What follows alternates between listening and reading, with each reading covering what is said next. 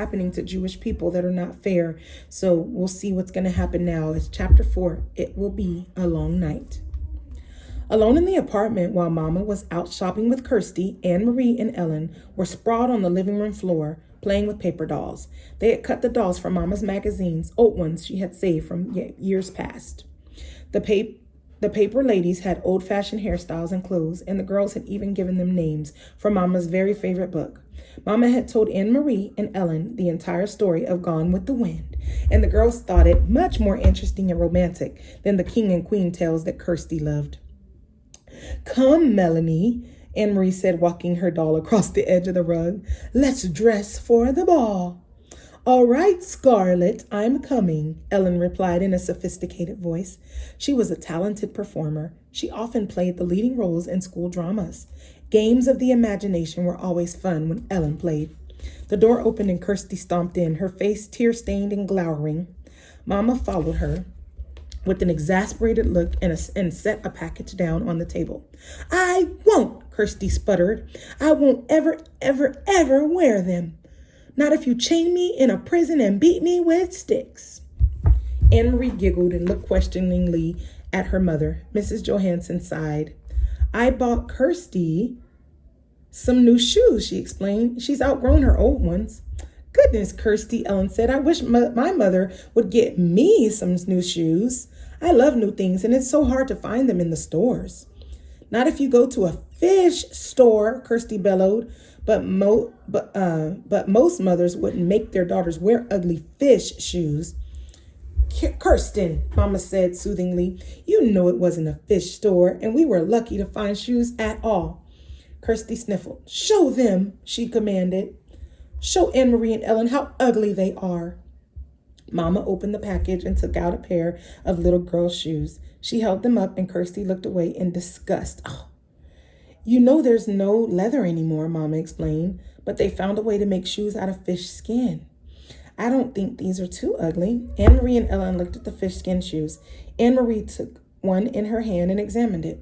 It was odd looking. The fish scales were visible, but it was a shoe, and her sister needed shoes. "It's not so bad, Kirsty," she said, lying a little. Ellen turned the other one over in her hand. "You know," she said, "it's only the color that's ugly." "Green!" Kirsty wailed. I will never, ever wear green shoes." "In our apartment," Ellen told her, "my father has a jar of black ink. Would you like these shoes better if they were black?" Kirsty frowned. "Maybe I would," she said finally. "Well then," Ellen told her, "tonight, if your mama doesn't mind, I'll take the shoes home and ask my father to make them black for you with his ink." Mama laughed. "I think that would be a fine improvement. What do you think, Kirsty?" Kirsty pondered. "Could he make them shiny?" she asked. "I want them shiny." Ellen nodded. "I think he could. I think they'll be quite pretty, black and shiny." Kirsty nodded. "All right then," she said, "but you mustn't tell anyone that they're fish. I don't want anyone to know." She took her new shoes, holding them disdainfully, and put them on a chair. Then she looked with interest at the paper dolls. "Can I play too?" Kirsty asked. "Can I have a doll?" She squatted beside Anne Marie and Ellen on the floor. Sometimes Anne Marie thought Kirsty was such a pest, always butting in. But the apartment was small. There was no other place for Kirsty to play, and if they told her to go away, Mama would scold. "Here," Anne Marie said, and handed her sister a cutout little girl doll. "We're playing Gone with the Wind. Melanie and Scarlett are going to a ball. You can be Bonnie. She's Scarlett's daughter." Kirsty danced her doll up and down happily.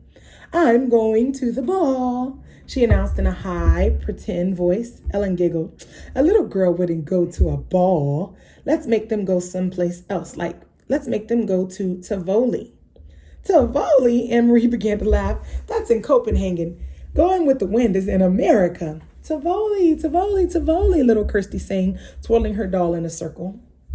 "It doesn't matter because it's only a game anyway," Ellen pointed out. "Tivoli can be over there by that chair. Come, Scarlett," she said, using her doll voice.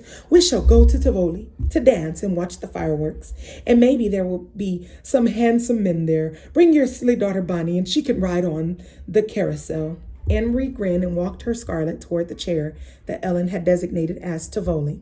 She loved Tivoli Gardens in the heart of Copenhagen. Her parents had taken her there often when she was a little girl.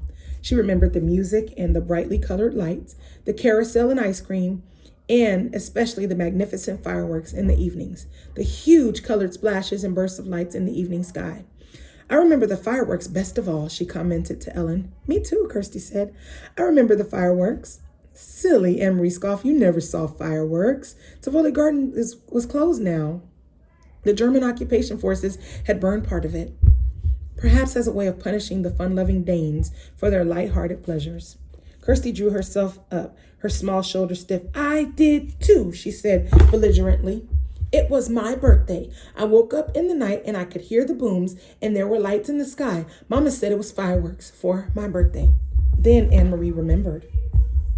Kirsty's birthday was late in August, and that night, only a month before, she too had been awakened and frightened by the sound of explosions. Kirsty was right. The sky in the southeast had been ablaze, and Mama had comforted her by calling it a birthday celebration. Imagine such fireworks for a little girl 5 years old, Mama had said, sitting on their bed, holding the dark curtain aside to look through the window at the lighted sky. The next evening's newspaper had told the sad truth.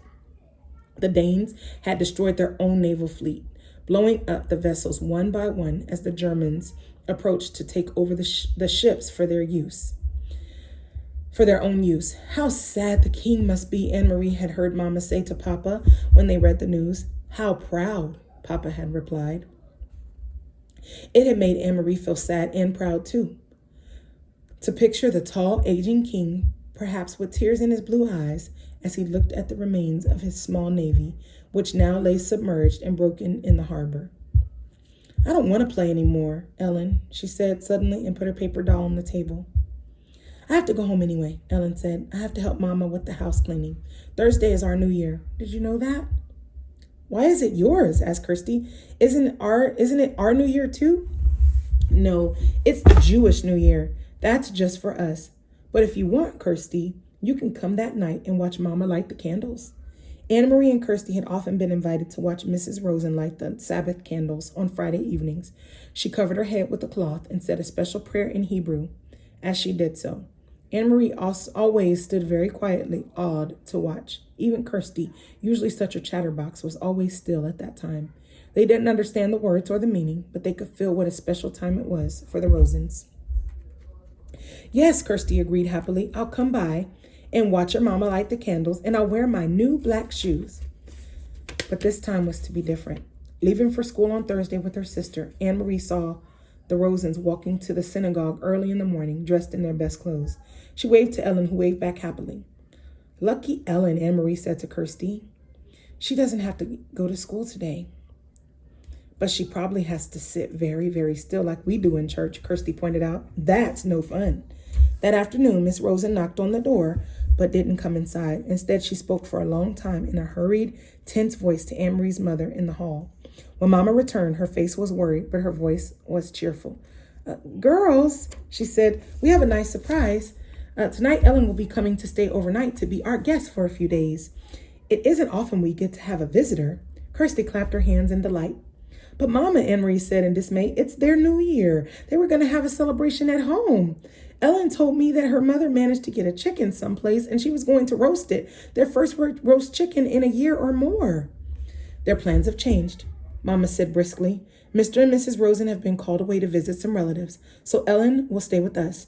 Now, let's get busy and put clean sheets on your bed. Kirsty, you may sleep with Mama and Papa tonight, and we'll let the big girls giggle together by themselves. Kirsty pouted, and it was clear that she was about to argue.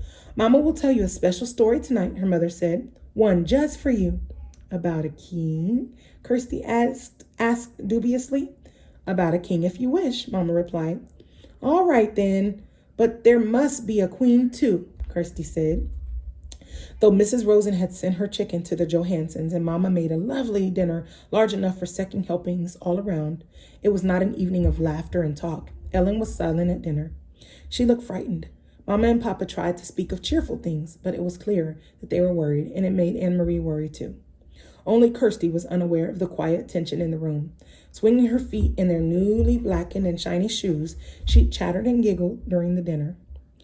Early bedtime tonight, little one, Mama announced after the dishes were washed. We need extra time for the long story I promised about the king and queen. She disappeared with Kirsty into the bedroom. What's happening? Anne-Marie asked when she and Ellen were alone with Papa in the living room. Something's wrong. What is it? Papa's face was troubled. I wish that I could protect you children from this knowledge, he said quietly. Ellen, you already know. Now we must tell Anne-Marie. He turned to her and stroked her hair with his gentle hand. This morning, at the synagogue, the rabbi told his congregation that the Nazis have taken the synagogue list of all the Jews, where they live, what their names are. Of course, the Rosens were on that list, along with many others. Why? Why do they want those names? They plan to arrest all the Danish Jews. They plan to take them away, and we have been told that they may come tonight. I don't understand. Take them where? Her father shook his head. We don't know where, and we don't really know why. They call it relocation. We don't even know what that means. We only know that it is wrong, and it is dangerous, and we must help. Anne-Marie was stunned. She looked at Ellen and saw that her best friend was crying silently. Where are Ellen's parents? We must help them too. We couldn't take all three of them. If the Germans came to search our apartment, it would be clear that the Rosens were here. One person we can hide, not three. So Peter has helped Ellen's parents to go somewhere else. We don't know where. Ellen doesn't know either, but they are safe. Ellen sobbed aloud and put her face in her hands. Papa put his arm around her. They are safe, Ellen. I promise you that. You will see them again quite soon. Can you try hard to believe my promise? Ellen hesitated, nodded, and wiped her eyes with her hand. But Papa, Anne-Marie said, looking around the small apartment with its few pieces of furniture, the fat stuffed sofa, the table and chairs, the small bookcase against the wall. You said that we would hide her. How can we do that? Where can she hide? Papa smiled. That part is easy. It will be, as your mama said, you two will sleep together in your bed, and you may giggle and talk and tell stories to each other. And if anyone comes, Ellen interrupted him. Who might come? Will it be soldiers? Like the ones on the corners? Anne-Marie remembered how terrified Ellen had looked the day when the soldiers had questioned them on the corner. I really don't think anyone will, but it never hurts to be prepared. If anyone should come, even soldiers, you two will be sisters. You are together so much, it will be easy for you to pretend that you are sisters. He rose and walked to the window. He pulled the lace curtain aside and looked down into the street. Outside, it was beginning to grow dark. Soon they would have to draw the black curtains that all Danes had on their windows. The entire city had to be completely darkened at night. In a nearby tree, a bird was singing. Otherwise, it was quiet. It was the last night of September. Go now and get into your nightgowns. It will be a long night. Anne-Marie and Ellen got to their feet. Papa suddenly crossed the room and put his arms around them. He kissed the top of each head. Anne-Marie's blonde one, which reached to his shoulders, and Ellen's dark hair, the thick curls braided, as always, into pigtails. Don't be frightened, he said to them softly. Once I had 3 daughters. Tonight, I am proud to have 3 daughters again.